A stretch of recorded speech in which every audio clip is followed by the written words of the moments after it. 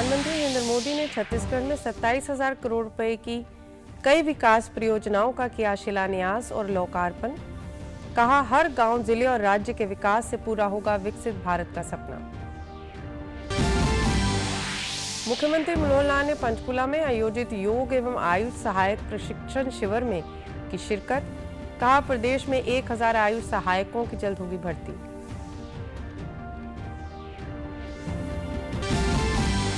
और केंद्रीय राज्य मंत्री राव इंद्रजीत सिंह ने नूंह में पीस कमेटी के साथ की बैठक।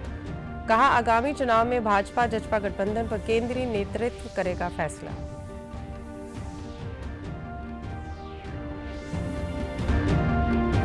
प्रदेश के मुख्य निर्वाचन अधिकारी अनुराग अग्रवाल ने चंडीगढ़ में प्रेस वार्ता को किया संबोधित। कहा, 1 अक्टूबर से 9 दिसंबर तक वोट बनवाने वालों को ड्रॉ के माध्यम से मिलेंगे विशेष उपहार।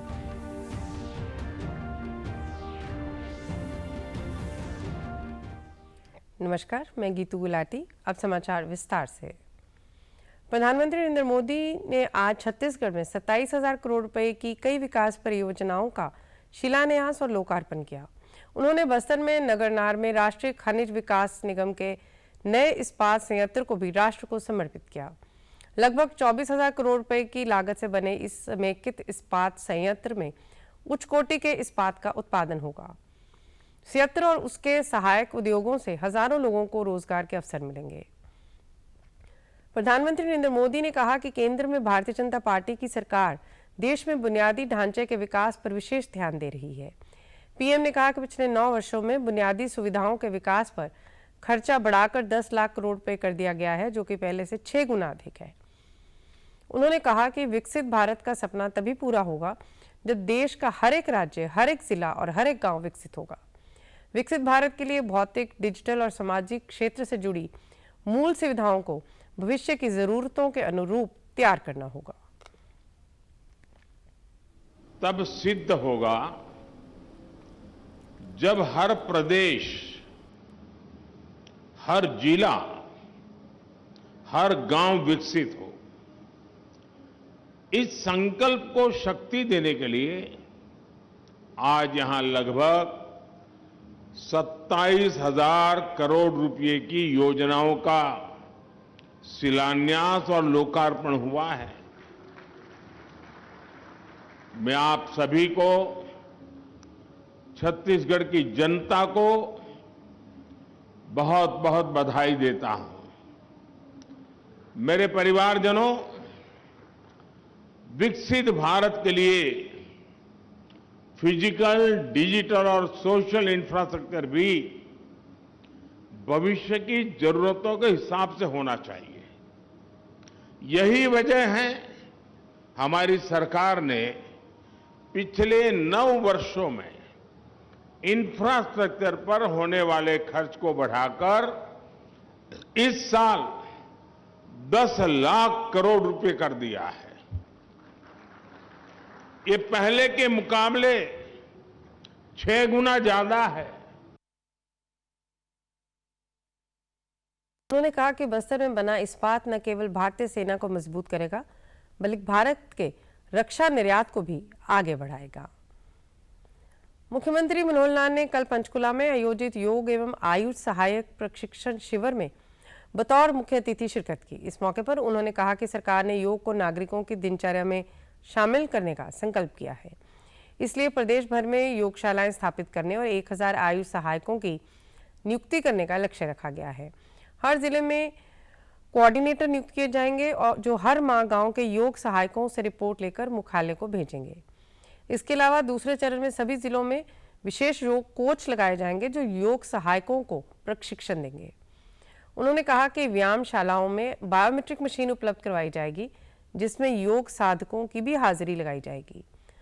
मुख्यमंत्री ने राज्य के 6,500 गांव में व्यायामशालाएं खोलने और उनकी जिम्मेदारी योग सहायकों को सौंपने की घोषणा की है। मेरे पास आंकड़ा आया है। हमने इनका पहले 1,000 की घोषणा की थी कि 1,000 बनाएंगे और अगले चरण में 1,000 और बनाएंगे। 2,000 का तो पाइपलाइन में है। हमारा जो रूरल डेवलपमेंट ग्रामीण विकास विभाग है, एसीएस अपने मलिक जी बैठे हैं, तो इन्होंने वो जिम्मेवारी ली है कि हम इनको एक एक गांव में बना करके आगे बढ़ाएंगे और हरेक में एक योग सहायक ये लगाएंगे। अगले चरण में 22 के 22 जिलों में योग कोच भी लगाने वाले हैं। योग सिखाने के लिए योग कोच भी हमारे ऊपर रहेगा, एक उसका लेवल हमसे ऊपर होगा। कोई भी नई चीज है वो हमको बताएगा, कोई हमें शंका वो हमको सिखाएगा, बताएगा। हर महीने की 21 तारीख को जिले के सभी योग सहायक जो हमारे कोऑर्डिनेटर हैं, ये उनको अपने स्थान पर बुलाएंगे। मुख्यमंत्री ने कहा कि नशा मुक्त हरियाणा के लिए साइक्लोथॉन कार्यक्रम चलाया गया, जिसमें 1,60,000 युवाओं ने साइकिल चलाकर लोगों को नशे के विरुद्ध जागरूक किया। इससे लोगों में जागृति आई है। उन्होंने प्रदेश के सभी नागरिकों से आह्वान किया है कि वे योग को अपने जीवन का हिस्सा बनाकर एक स्वच्छ, स्वस्थ और समृद्ध भारत का निर्माण करें। प्रधानमंत्री नरेंद्र मोदी के प्रयासों से योग को पूरी दुनिया में पहचान मिली है। हरियाणा ड्रग फ्री, नशा मुक्त हरियाणा साइक्लोथॉन एक चलाई पूरे प्रदेश में। 1,60,000 लोगों ने साइकिल चलाई, एक विश्व रिकॉर्ड बना है। ये एक जागृति आई है। तो इस जागृति के लिए भी हमें वो जो हमारा काउंसलिंग सेंटर होगा, जो हमारा वेलनेस सेंटर होगा, वहां एक काउंटर पर लोगों को बुला बुला के यही बताना पड़ेगा। और फिर इसको भी सिस्टमेटिक ढंग से करना है कि गांव के अंदर अगर 3,000 आबादी है या 4,000 आबादी है, तो हम 4,000 को बारी बारी से, अच्छा भला आदमी है तब भी उसको बुला के बात करेंगे। और योग को मित्रों, भाइयों बहनों, एक मिशन के रूप में लेना है। सीएम ने कहा कि योगशालाओं में होने वाली योग गतिविधियों की निगरानी के लिए योग मानस पोर्टल व मोबाइल ऐप शुरू किया गया है। केंद्रीय राज्य मंत्री राव इंद्रजीत सिंह ने आज नूंह जिले का दौरा किया। इस दौरान उन्होंने लघु सचिवालय में पीस कमेटी के सदस्यों के साथ बैठक की, जिसमें सभी समुदायों के लोगों ने भाग लिया। बैठक के बाद मंत्री ने कहा कि पिछले दिनों नूंह में शोभा यात्रा के दौरान हुई हिंसा में शामिल दोषियों के खिलाफ सख्त से सख्त कानूनी कार्रवाई की जाएगी। उन्होंने कहा कि इस दौरान जो जानमाल का नुकसान हुआ है, सरकार उसकी भरपाई कर रही है। विधायक मामन खान की गिरफ्तारी पर उन्होंने कहा कि जांच के बाद ही सच का पता लगेगा।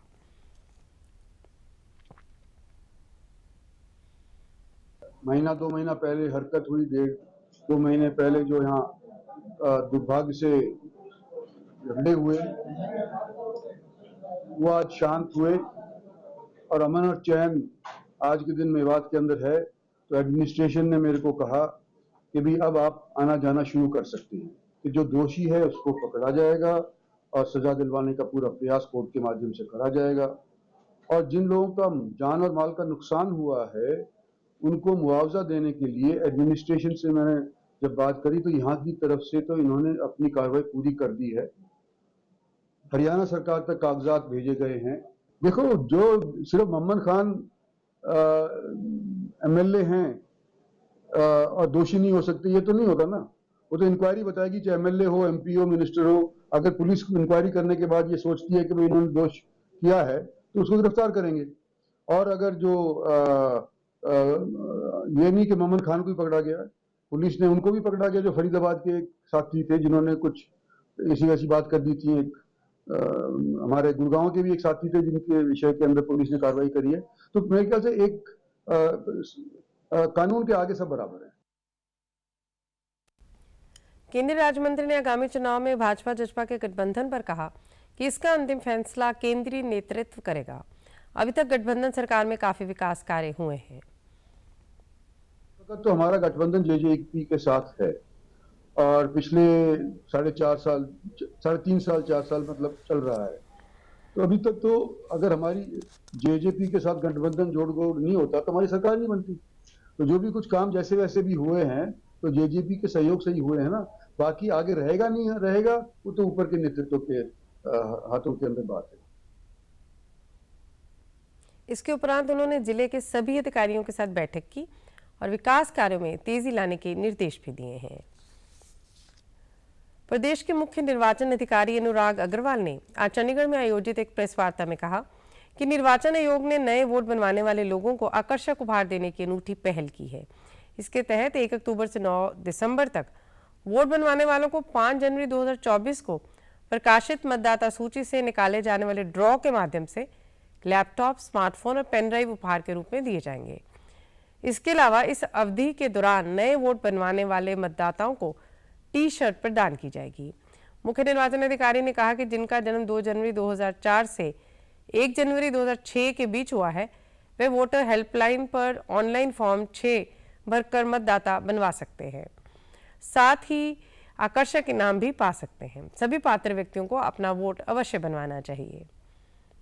The elections, the 5th January 24 is very important date for us, because the electoral roll, final electoral roll as per the voters, existing voters will be published on 5th of January 2024.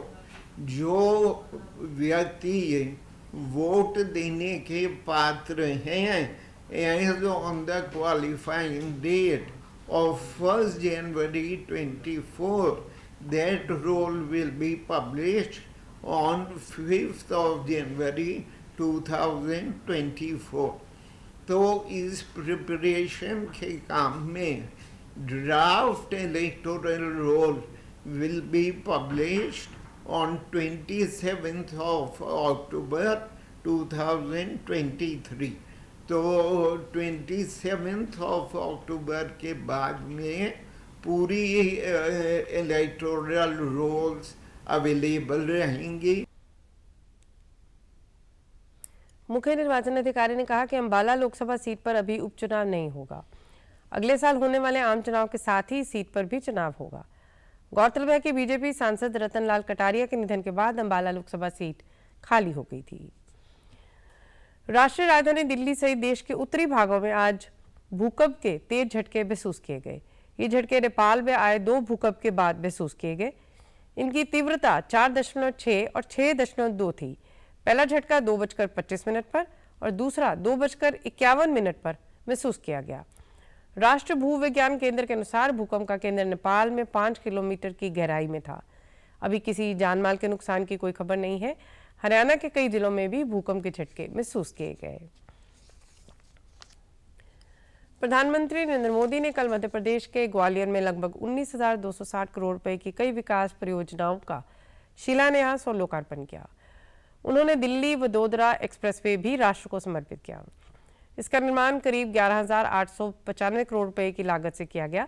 साथ ही 1,880 करोड़ रुपए की लागत वाली 5 अलग-अलग सड़क परियोजनाओं की आधारशिला भी रखी गई। इसके बाद पीएम ने एक जनसभा को संबोधित करते हुए कहा कि कोई सरकार 1 वर्ष में जितने काम करती है, हमारी सरकार ने उतने कार्य 1 दिन में किए हैं। मध्य प्रदेश का डबल इंजन सरकार पर भरोसा है, क्योंकि डबल इंजन का अर्थ है दोहरा विकास। विश्व में भारत के बढ़ते प्रभाव पर प्रधानमंत्री ने कहा कि दुनिया भारत का गुणगान कर रही है। उन्होंने विश्वास व्यक्त किया कि मेरे अगले कार्यकाल में भारत विश्व की सबसे बड़ी अर्थव्यवस्था होगा। महिला सशक्तिकरण को देश की जरूरत बताते हुए पीएम मोदी ने कहा कि ये कोई वोट बैंक की राजनीति नहीं है, बल्कि महिलाओं को सशक्त बनाने और समाज में परिवर्तन का अभियान है। अब यहां लगभग 19,000 करोड़ रुपए के विकास कार्यों का शिलान्यास और लोकार्पण हुआ है। और मैं देख रहा था, इतनी बार कर्टेन खुले कि आप तालियां बजाते थक गए। आप कल्पना कर सकते हैं, 1 साल में कोई सरकार जितने लोकार्पण और शिलान्यास का काम नहीं कर सकती, आज 1 दिन में हमारी सरकार कर सकती है। एमपी का विकास वो लोग नहीं कर सकते जिनके पास ना तो कोई नई सोच है, न विकास का रोड मैप है। इन लोगों का सिर्फ एक ही काम है, देश की प्रगति से नफरत, भारत की योजनाओं से नफरत। अपनी नफरत में ये देश की उपलब्धियों को भी भूल जाते हैं। चीन में हो रहे 19वें एशियाई खेलों में भारतीय खिलाड़ियों का शानदार प्रदर्शन जारी है। अलग अलग खेलों में खिलाड़ी पदक जीतकर देश का नाम रोशन कर रहे हैं। दिल्ली में आयोजित एक कार्यक्रम में केंद्रीय खेल मंत्री अनुराग सिंह ठाकुर ने निशानेबाजी, नौकायान, टेनिस और वुशु के एशियाई खेलों को 24 पदक विजेताओं को सम्मानित किया। इस मौके पर अनुराग सिंह ठाकुर ने एशियाई खेलों में उत्कृष्ट प्रदर्शन के लिए सभी खिलाड़ियों, सभी कोचों और सहयोगी स्टाफ को बधाई दी। उन्होंने कहा कि पदक विजेताओं ने देश को बहुत गौरव दिलाया है और उनकी कड़ी मेहनत और प्रयासों ने एक उभरती हुई खेल महाशक्ति के रूप में देश का गौरव बढ़ाया है। अच्छे खिलाड़ियों के चयन में फेडरेशन की भी अहम भूमिका है, इसलिए ज़्यादा खिलाड़ियों को सफलता मिली है। उन्होंने कहा कि खेलो इंडिया वांछित परिणाम ला रहा है, क्योंकि खेलों के माध्यम से आगे आने वाले कई खिलाड़ी अंतर्राष्ट्रीय खेल आयोजनों में पदक प्राप्त कर रहे हैं। उन्होंने उम्मीद जताई है कि इस बार एशियाई खेलों में भारत अब तक के सबसे अधिक पदक जीतेगा।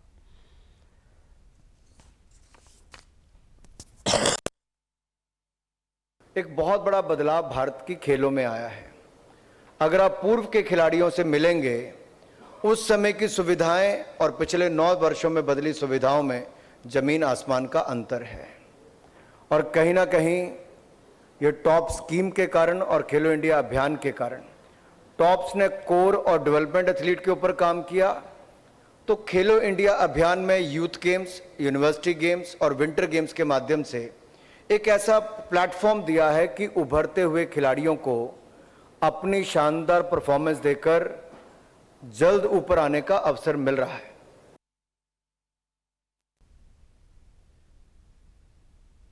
चीन में चल रहे एशियाई गेम्स में 10 मीटर एयर पिस्टल में स्वर्ण पदक विजेता शिवा नरवाल और पेरू में वर्ल्ड शूटिंग पैरा स्पोर्ट्स में स्वर्ण पदक विजेता मनीष नरवाल का आज रोहतक पहुंचने पर जोरदार स्वागत किया गया। मनीष ने पेरिस में होने वाले पैरालंपिक के लिए भी क्वालिफाई कर लिया है। खास बात यह है कि दोनों भाइयों ने एक ही दिन में भारत के लिए अलग अलग प्रतियोगिता में ये पदक जीते। शिवा नरवाल ने कहा कि यहां तक के सफर में परिजनों का पूरा सहयोग रहा और कोच ने आगे बढ़ने में मदद की। एशियन गेम्स में पदक जीतने के लिए कड़ी मेहनत की थी, अब वह ओलंपिक क्वालिफाई करने की तैयारियों में जुट गया है। वहीं मनीष नरवाल ने खुशी जताते हुए कहा कि पैरालंपिक में मेडल हासिल करने के लिए वे पूरी मेहनत करेंगे।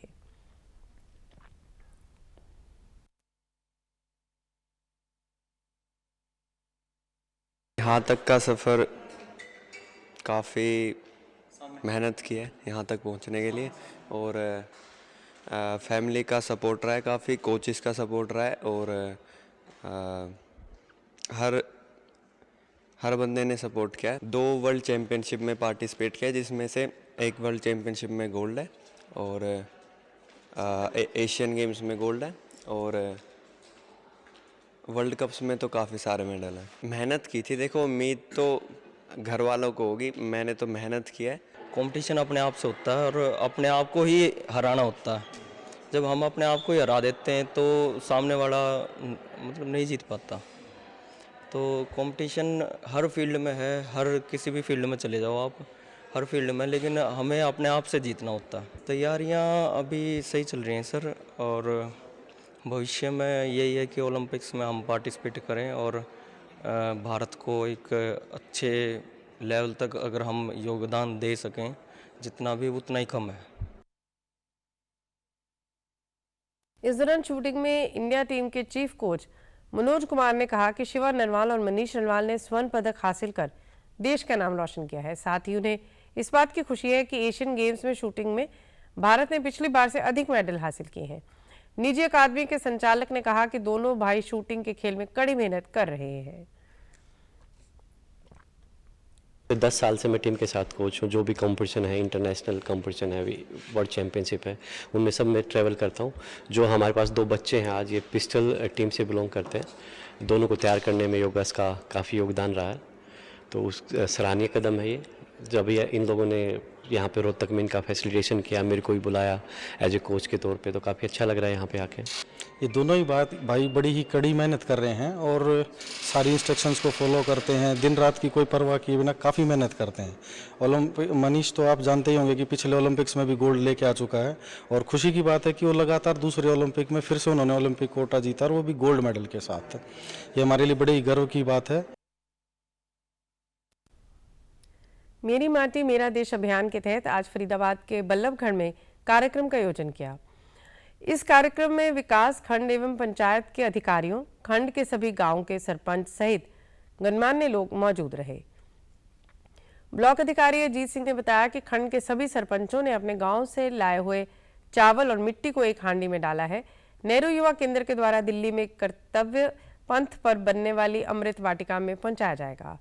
बल्लभगढ़ के चेयरमैन चंद्रपाल ने बताया कि केंद्र सरकार द्वारा चलाए गए इस अभियान का उद्देश्य आमजन में देशभक्ति की भावना जागृत करना है। मेरी माटी मेरे देश प्रोग्राम के अंदर किया गया। इसमें पहले प्रत्येक गांव से हमारे सरपंच, ब्लॉक समिति सदस्य गांव की पवित्र मिट्टी और चावल लेकर आए थे, जो हमारे यहाँ पे सुरक्षित रखी हुई थी।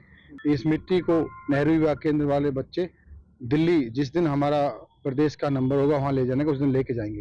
अपनी जज्बात, देशभक्ति और अपने देश के प्रति प्यार उमड़ कर सामने आया है। बहुत लोगों ने इसमें हिस्सा लिया है और पूरे प्रदेश में जितना अच्छे प्रोग्राम बल्लभगढ़ यानी कि पूरे फरीदाबाद जिले में हुए, उससे अच्छे प्रोग्राम कहीं भी नहीं हुए। माननीय केंद्रीय मंत्री कृष्णपाल गुर्जर जी ने भी फाजीपुर खादर में प्रोग्राम किया था, जो स्टेट का सबसे बड़ा प्रोग्राम था। जो बीजेपी सरकार है, इसने जवानों को और अपनी मातृभूमि के प्रति प्यार दिखाया है। इस प्रोग्राम से हमारे हर गांव में, हर पंचायत में यह संदेश जाता है, हमारे बच्चों में भी भविष्य में जाता है कि सब आज हम सुरक्षित जो बैठे हुए हैं, वीर जवानों की वजह से बैठे हुए हैं, मातृभूमि की वजह से बैठे हुए हैं। मैं इससे अच्छा प्रोग्राम मैंने कभी पहले नहीं देखा था, जो मैं बीजेपी सरकार में देख रहा हूँ। वहीं फतेहपुर गांव के सरपंच सरोज ने बताया कि मेरी माटी मेरा देश कार्यक्रम के माध्यम से हमारी नई पीढ़ी को शहीद जवानों के बलिदान से अवगत कराया जा रहा है। ने जो ये प्रोग्राम चला रखा है, मेरी माटी मेरा देश, ये असल में तो हमारे जो वीर हैं, जिनकी शहीदों की वजह से आज हम आज़ाद हुए बैठे हैं और आज़ादी की खुली सांस ले रहे हैं, उनकी याद के लिए करा गया है। इसके जरिए हमें अपने शहीदों को याद करने का मौका मिल रहा है, अपने देश की माटी के बारे में जानकारी मिल रही है, वीरों को नमन करने के लिए और देश के लिए और ज़्यादा अग्रसर होने की प्रेरणा मिल रही है। अंतरिक्ष परी कल्पना चावला के पिता और वरिष्ठ समाज सेवी बनारसी दास चावला का 94 वर्ष की उम्र में आज निधन हो गया। वे करनाल में रहते थे। मुख्यमंत्री मनोहर लाल ने उनके निधन पर शोक व्यक्त करते हुए अपने संदेश में कहा कि हरियाणा की बेटी कल्पना चावला के पिता बनारसी लाल चावला जी के निधन का दुखद समाचार प्राप्त हुआ। उन्होंने अपनी बेटी को सपने देखने व सितारों तक पहुंचने की आज़ादी दी, जिसने संपूर्ण विश्व में भारत का मानवर्धन किया और बाकी बेटियों के लिए प्रेरणा बनी। ईश्वर से प्रार्थना है कि दिवंगत आत्मा को अपने श्री चरणों में स्थान दे और शोक संताप्त परिवार को संबल प्रदान करे। बनारसी दास का जन्म पाकिस्तान के शेखुपुरा में 1929 में हुआ था। विभाजन के बाद उनका परिवार करनाल में आ गया। अंतरिक्ष परी कल्पना चावला के पिता होने के साथ साथ वे एक जाने माने समाज सेवी भी थे और कई संस्थाओं के साथ जुड़े हुए थे। मरणोपरांत भी उन्होंने अपनी देह को मेडिकल छात्रों के शोध के लिए दान कर दिया। कल्पना चावला को आगे बढ़ाने और शिक्षा के लिए अमेरिका भेजने में उन्होंने पूरा सहयोग किया, जिसकी बदौलत कल्पना भारतीय मूल की पहली महिला अंतरिक्ष यात्री बन गई। कल्पना चावला मेडिकल कॉलेज के निदेशक डॉक्टर जगदीश चंद्र दुरेजा ने कहा कि आज उनके पार्थिव शरीर का संस्कार करने के स्थान पर कल्पना चावला मेडिकल कॉलेज में दान किया गया है। सभी को उनके जीवन से प्रेरणा लेनी चाहिए और देह दान का संकल्प लेकर मानवता की सेवा में योगदान देना चाहिए। उनका स्वर्गवास हुआ था तो उन्होंने अपनी इच्छा जाहिर करी थी कि वो अपने देह का दान करेंगे, और जो तब तक कल्पना चावला की कंस्ट्रक्शन चल रही थी तो उस टाइम उन्होंने कहा था कि पीजीआई में डोनेट करने के लिए। साथ में ये भी उन्होंने लिखा था कि अगर ये आसपास कोई भी मेडिकल कॉलेज तैयार हो जाता है तो मेरी बॉडी को वहाँ डोनेट किया जाए।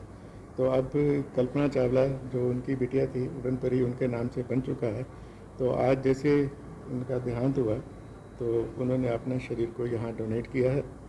तो ये हमारे सबके लिए एक अच्छी चीज़ है और हमें अब सबको ये सोचना चाहिए कि हमें भी अपना शरीर या जो बॉडी के पार्ट्स हैं उनको डोनेट करना चाहिए, ताकि हम मृत्यु को टाल तो नहीं सकते। सेवी राजकुमार ने बताया कि 2014 में ही उन्होंने अपनी देह दान का संकल्प ले लिया था। बनारसी लाल जैसा जीवन बहुत कम लोग जीते हैं जिन्होंने अपना पूरा जीवन सामाजिक कार्यों को समर्पित कर दिया। जो उनकी इच्छा थी उसी मुताबिक हमने सब कुछ किया। उनकी विल थी, उनकी इच्छा थी 2014 के अंदर कि मेरी डेड बॉडी जो है वो कल्पना चावला या पीजीआई या रोहतक मेडिकल इंस्टीट्यूट जहाँ मेरी अगर कोई हो तो वहीं उनको डोनेट करना, ताकि बच्चे आगे इससे शिक्षा लें।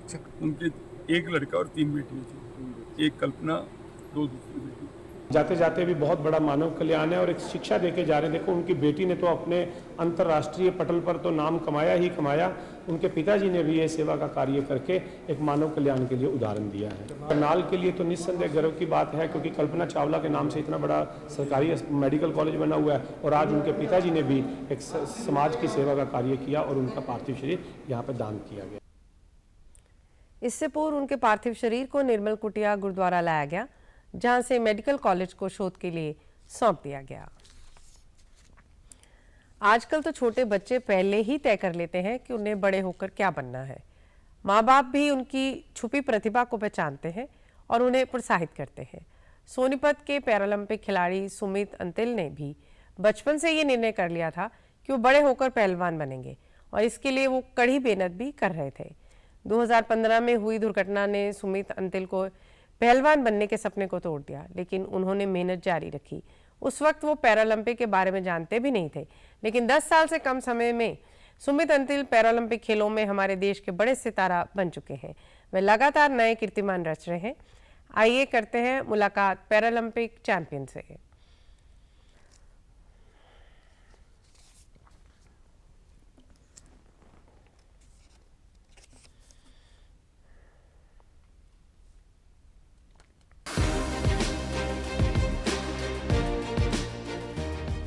यदि कठिनाइयों को हिम्मत और हौसले से परास्त करने का हुनर सीखना हो तो मिलिए पैराथलीट सुमित अंतिल से।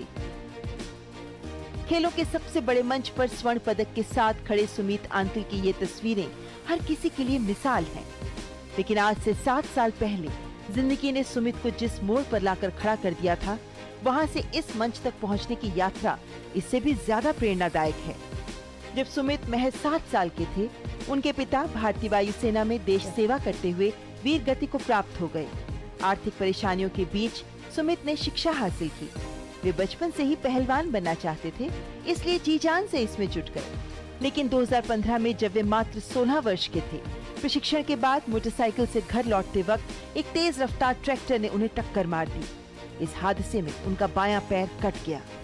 सुमित को लगा मानो सब कुछ खत्म हो गया है, लेकिन फिर सुमित ने खुद को संभाला और ठान लिया कि खेल के मैदान में ही कुछ कर दिखाना है। टाइम के साथ में काफ़ी कुछ चेंज हो रहा है। गवर्नमेंट स्कीम्स काफ़ी अच्छी हो रही है। टॉप स्कीम हो गई, एनसीओ स्कीम हो गई। एनसीओ स्कीम जूनियर एथलीट्स के लिए काफ़ी अच्छी है और टॉप स्कीम जो एलाइट लेवल पे एथलीट्स हैं उनके लिए काफ़ी अच्छी है। और सेंट्रल गवर्नमेंट भी काफ़ी अच्छा सपोर्ट कर रही है।